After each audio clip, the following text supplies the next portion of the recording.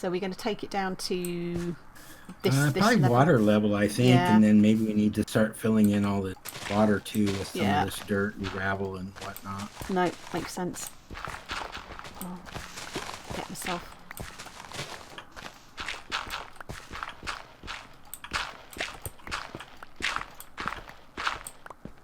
You never know, we could have a good stack of diamonds out of this eventually, couldn't we? Oh yeah. I don't know how many. What they say there's like up to 8 diamonds per chunk or something like that. Oh, okay. It's not a huge number, That's, but yeah, that's far less than I expected actually. But considering this is 7 wide by 7, and then it's kind of a diamond shape, so yeah, we got quite a number of chunks here. That should be yeah. We'll take all the diamonds, gold, iron, and whatnot. Exactly. Maybe there's a couple of emeralds out here. I don't know. Well, you never know. I don't care about those. Well, it depends whether we're digging our way up over there, because is that extreme hills over that side? It could be, and we do have to dig up some of that mountain anyway. Oh, good. So that'll be some lovely silverfish to look forward to as well. Then. Oh yeah. Because we love them so much too, right? Oh yeah. Yeah, you got that lovely silverfish spawner regrowth. Oh, to be fair to it, as annoying as it is, and the noise just drives me nuts, at least I get XP. Yeah. For nothing else. Well, see, I wound up with the snowman spawner. And there's not really a great deal you can do productively with that, is there? Not really. I mean, maybe, I don't know. If you get into blood magic, you know how you can do that thing where you can put sacrifices underneath the altar? Oh, right, yeah. Maybe it would work with snowmen. I don't know. Might do. But you could also, because you can make spawn eggs, you could probably turn it into something a little more productive. Because you just... Usually in creative, if you right-click on a spawner with a spawn egg, it changes it to that type of spawner. Okay. Well, that's good to know. So that might be an option. But yeah, I mean, for now, it's a... Yeah, I suppose actually I'm saying that because I've made all those spawn eggs as well, haven't I? Yeah, so if you want a zombie spawner or something, you can pick it up and stick it in your tower thing there.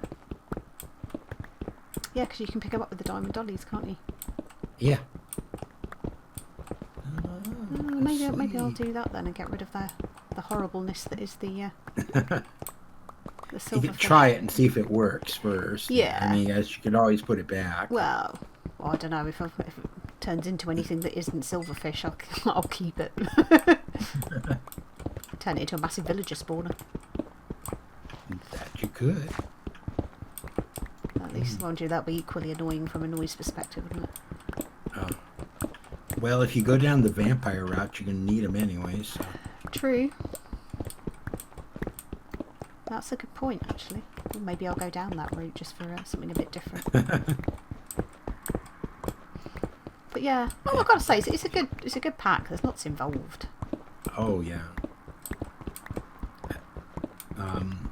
I don't know if you watch him, but there's a YouTuber named Dadcraft73. Yes. Yeah. And he's going through regrowth again for a second time. Ooh, I might have a look for that then. And I watched his complete first time through, and he went the route of the vampire. So. Ooh, it could be interesting to see, definitely. Yeah. I've also been doing a bit of stone block on the side just to sort of break up the I don't want to say monotony because it's not monotonous. Just something different. Yeah, just something that I can just do. Yeah. Maybe if I just want a break from stuff, but yeah, I've been debating whether or not I wanted to join in with the rest of the Simpletons in Enigmatica. Yeah. But there's another pack. I think I told you about it. Called Crop Block. Oh no, you didn't. No. It's a sky block thing, but it all has to do with crops. Okay. Well, that could be quite fun. Yeah. As long as it's not seeds. I think I'm nearly there with seeds as well. So without wishing to go for sort of too many spoilers, I have finally got to taint seeds. Ah. So I'll be being ultra careful when it comes to picking those up. Yeah, they're not fun. They are not fun at all. Found a bunch of clay. I think I'll claim that rather than fill that in. It's always good to have. Okay, fish, get on the other side there. Ooh. What I'm having fun with in forestry is breeding the trees. Yeah. Oh, got slimes over here. It is a swamp. Little tiny baby one. So yeah, so that was what I was going to ask you. Was the trees. Okay. Like, I was trying to figure out, and I haven't come across it in the book yet. It's not in the book. There's no quest for it. Oh, really? So that was just something completely separate that you did. Right. So it's not that difficult. There's like some spectacles or something, I don't remember what they're called, that you can use. So plant trees near your bees. Okay. And actually what I found worked best, because tropical bees I put aside just because I don't want to deal with getting stung by them. And I don't want to constantly have to put on the apiary suit either. You can do some, what are they, forest bees, I think, are what they're called. The red ones, isn't it? I think they are. I don't know what they are, but just make yourself a couple of bee houses and take some of those, whatever they are, forest bees or whatever they are, bring them up to your 555 so that they will survive. And they use regular flowers, so just plant some flowers around them and then put your trees near them. Okay. And then you just keep an eye on your trees, and you'll see when the leaves have been cross-pollinated with something else. Because you get the it almost looks like blossom, I guess is probably the way to describe it, isn't it? Right. And then you can combine those, or if you break it, then you'll possibly get a sapling for that new tree. Right. Okay. So and the other way of doing it is to do the apiary, which you'll get everything you need when you complete the bee quest, because it takes those 27 blocks. Yeah. And then there's a special block for the apiary that you can use for a sieve, I think. I don't remember what it's called, but where you can capture the pollen. Okay. And then use the pollen on the leaves of other trees to see if you can manually crossbreed it. Right. And also make yourself a manisteel grafter, which is just, I think, a piece of manisteel on a stick. It's pretty easy. Yeah. And that way you can harvest leaves and try that. You might, the tropical bees might have pollinated some of your trees nearby. I've not seen anything. Because, I mean, they're close, but they're sort of not right on top of them. I mean, I'm starting to run more than one hive now. Now that I've got enough to do that, and I've got 2 pristine princesses. Mm-hmm. So, that's been helpful to sort of speed the whole process up. But yeah, I've not seen any cross-pollination. Who knew filling in water could be so much fun? Oh, yay. You see, we're recycling, technically.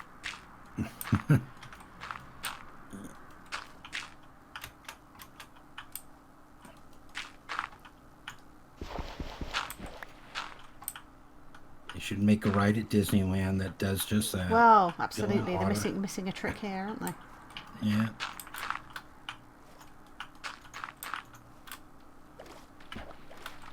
I'm just waiting for a theme park to make a Minecraft land or something. Oh, that would be awesome. I think they can make a fortune out of that, couldn't they? Probably. I'd go. Me too. Although I've never been to Legoland, so. No. Me either. Which is silly, really, because where we live, we've actually got a Legoland probably no more than about 20 miles away from us. Oh, cool. No, nearest one to me is in San Diego, so it's like 7 hours. Wow, yeah, that's a long way. If you ever come over to the UK and you're flying into to London, it's really not far from there. Oh. It's close to Windsor Castle. Oh, really?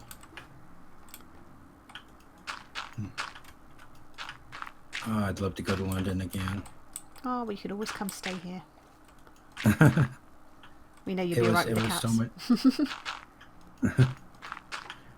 Yeah, it was a lot of fun. I went for the week of my birthday, my 40th birthday. So amazing. Which happened to be the same day that Charles and Camilla got married. Oh wow! So you got to see that.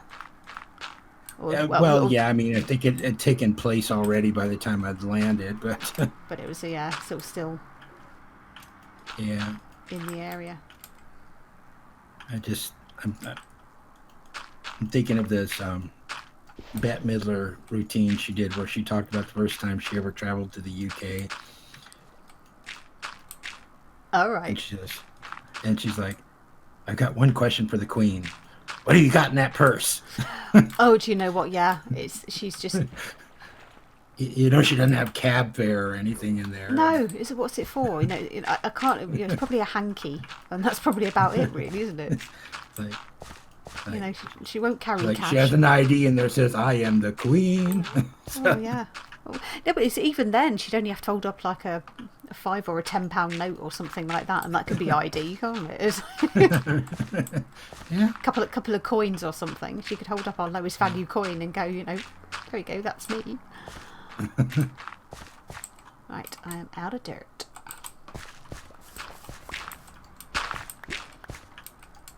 Yeah, I think you're right. I can't imagine what the Queen keeps in her purse.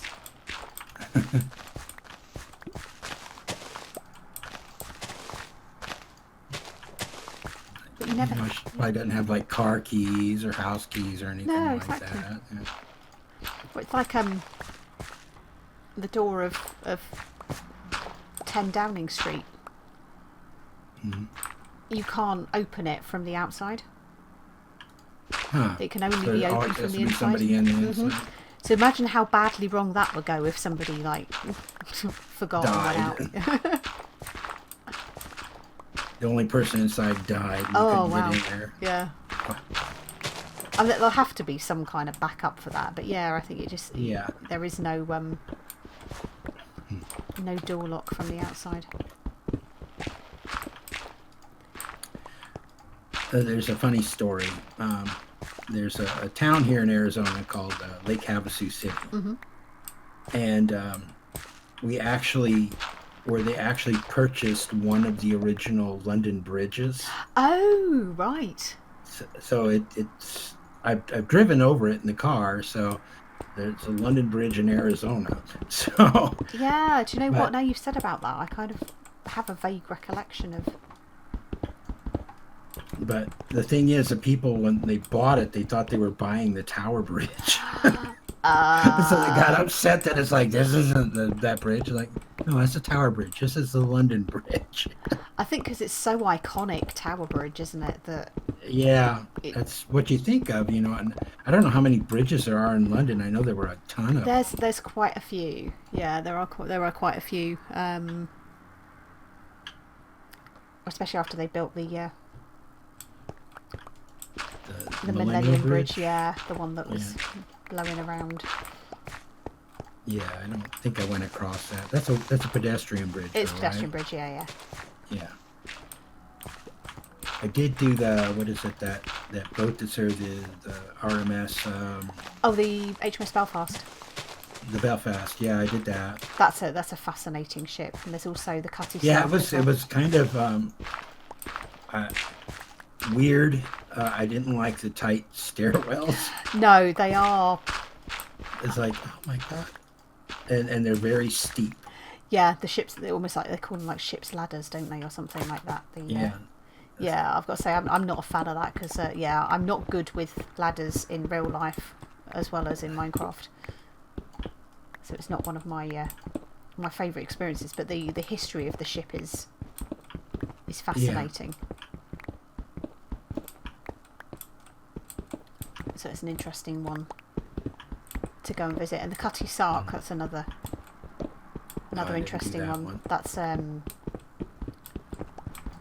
think it's 18th century or something like that. So it's a wooden ship.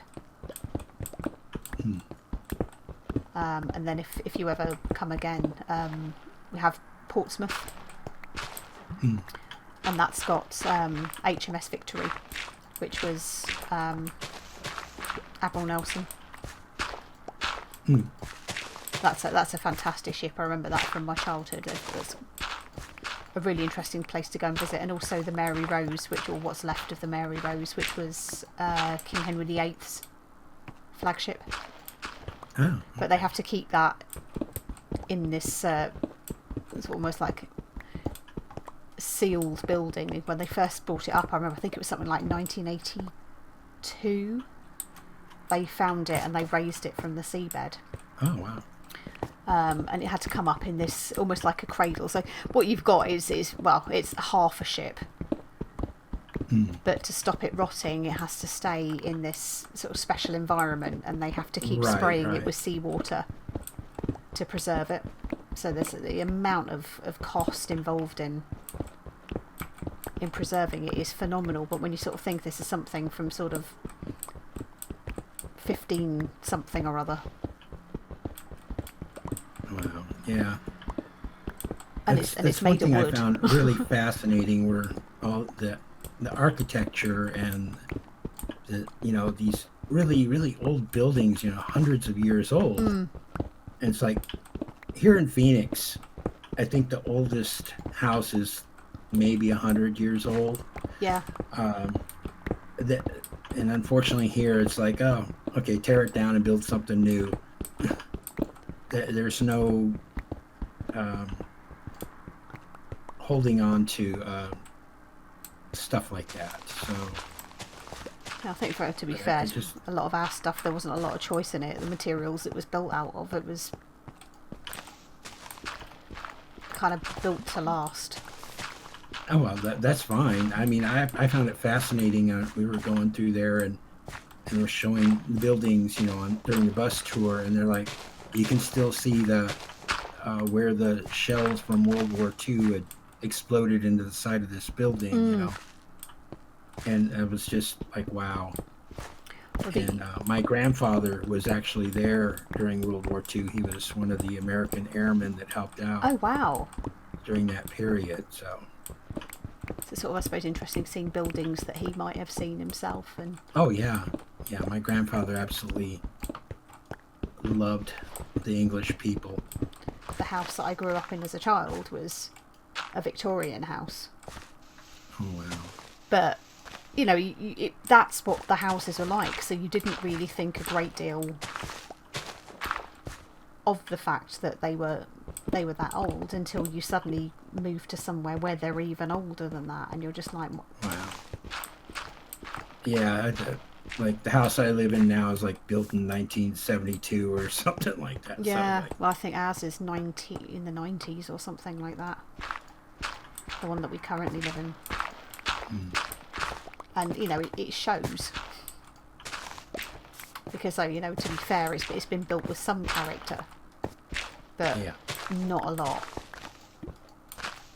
It's when you look at all of these really old cottages where the windows are really small because glass was so expensive, right, and so rare. I mean, to have glass in your windows, you had to be quite well off. So the windows were very, very small, and the people were quite short, so ceiling heights for these cottages were really low. Everything is just sort of small scale, but it's all kind of crooked as well. I mean, you sort of read in like the fairy stories and stuff about crooked houses, and they were always drawn in the illustrations to be right, sort of all slopey roofs and stuff like that. But yeah, you see these cottages and they are genuinely like that.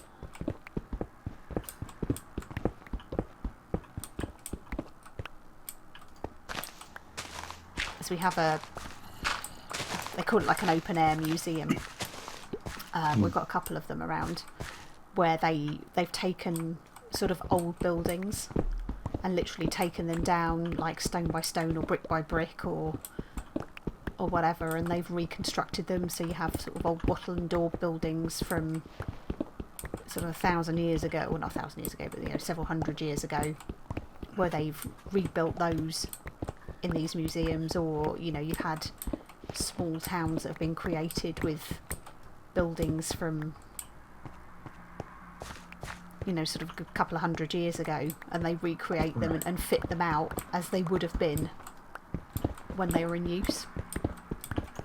We do have a little town outside of here, Pioneer Village Living History Museum, where they did that. They brought in some old homes from like the 1700s, and they took them apart and then rebuilt them out in this village type thing. And it's really interesting going out there. Well, it kind of gives you a real, as close as you'll ever get to a flavour of what it would have been like.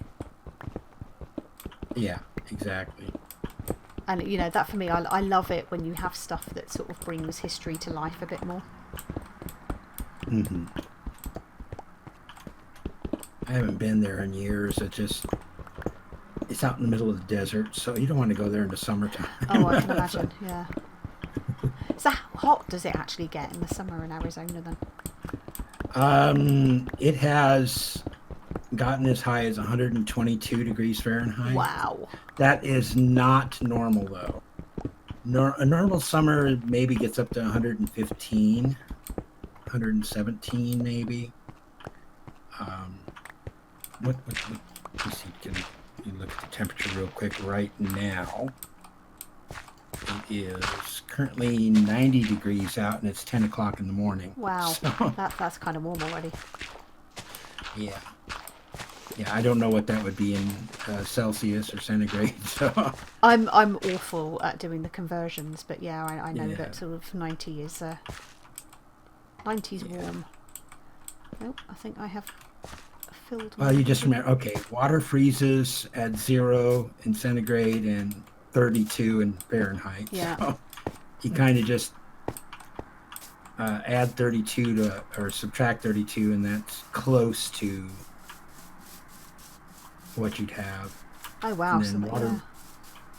So water boils at 100 for you, and 212 for us. So. Yeah, that kind of puts it into perspective, doesn't it? Yeah. It's a little warm. Right, it's coming along, isn't it? Yeah, well, at least we got most of the water filled in. That back area is going to be a little bit harder, but we could work over here without worrying too much about ground, at least. Yeah, no, absolutely. That's quite a substantial difference to when we started, isn't it? Yeah. Okay, well, that's it for this episode. It was chatty and a lot of digging and filling in water holes. We encounter anything exciting? Oh, I got some gold. Some gold and a little bit of iron. Killed a couple of creepers. Yeah. A few drowned. Yeah. But I think we've made not something exciting, but we've made some good progress. Yes, we definitely did, and it's something we need to do. It's just, it's going to be so much. Let's just kill lots of creepers, get some TNT. Yeah. As long as we don't blow up the witch hut, Yeah. we're fine. So, We'll play very carefully. okay. Well, that's it for this episode. Hopefully, Dari will be back with us next week. Hopefully, everybody will be with us next week. So, Indeed. until then, this is Desert Rat. And Lady Random. Have a good one. Goodbye. Bye.